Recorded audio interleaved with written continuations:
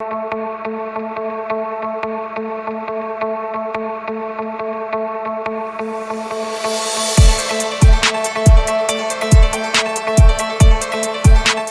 everyone, Paul Stoner here, CEO of Biggin & Scott's. I'm joined today by David Lack from our Port Melbourne office, and we're going to give you the market wrap for the month of July. Welcome, David. Thank you. He's pretty happy because we're the 3rd of July and Footscray, or the dogs, did pretty well on the weekend. We did well. I've been a die-hard supporter for the last 40 odd years, so it's good to see a bit of success. And that's because they're red, white and blue. They are. Well That's chosen. like Biggin & Scott.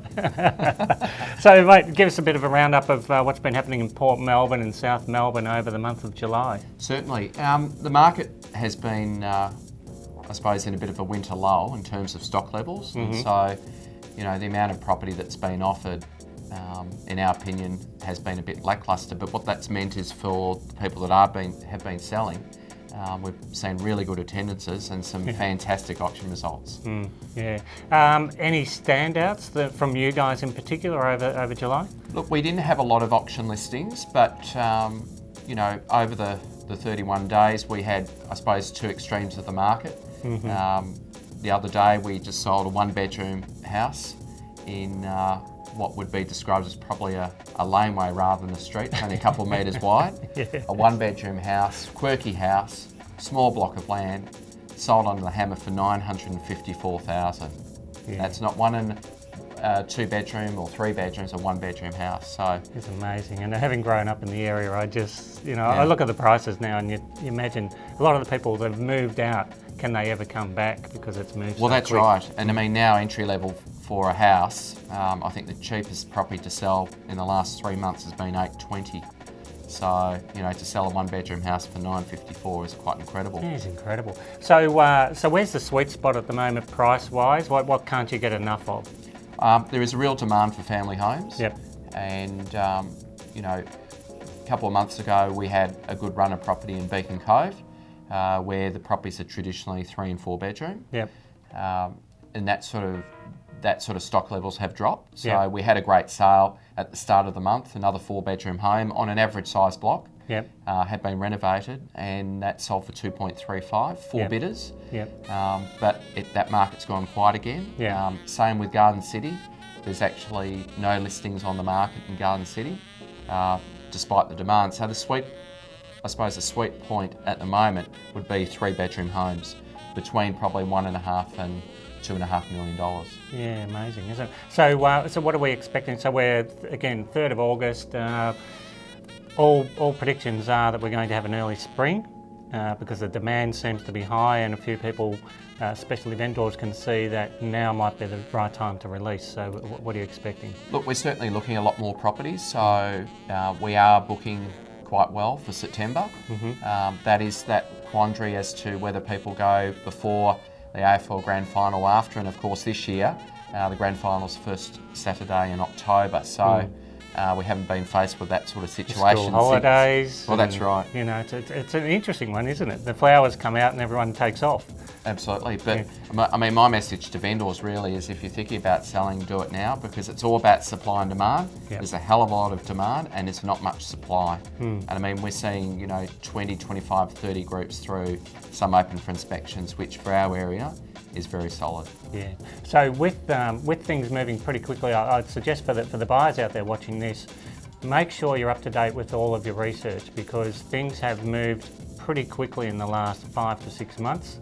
So don't look at anything past that, because it'll be out of date. You need to have a look at the land sizes and the types of homes that have been selling in the last 6 months, and probably the last 2, to be more precise. And David will help at the door with that sort of stuff, as we will. Look, absolutely. I mean, I think that my message to buyers is, if you find something that really suits and you can afford it, snap it up, because there's no guarantee that you're going to get another opportunity for certain types of properties. Yeah. And the other thing is, I mean, a common question when people come through the opens is, what are you quoting, or what are the vendor expectations? I think the buyers, with the technology that's available, need to do probably a little bit more homework.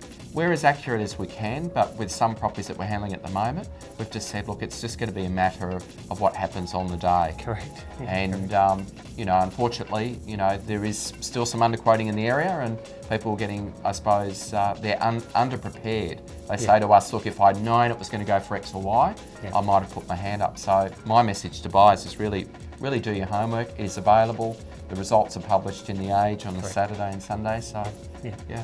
And that's, I put in those newsletters that I write. It's about your research, it's the strategy and the action. So if you're not up to date with those things, have a chat to the guys, because they'll be able to help you out, certainly on the research side of things.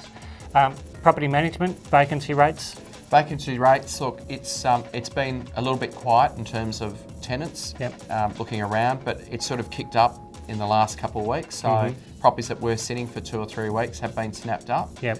And the interesting thing is at the moment is that we haven't been able to replenish. So people that were going through and taking their time, all of a sudden, some of them are probably going to be homeless. Yeah, that's no good. So demand for the property management side of things, what can't you get enough of?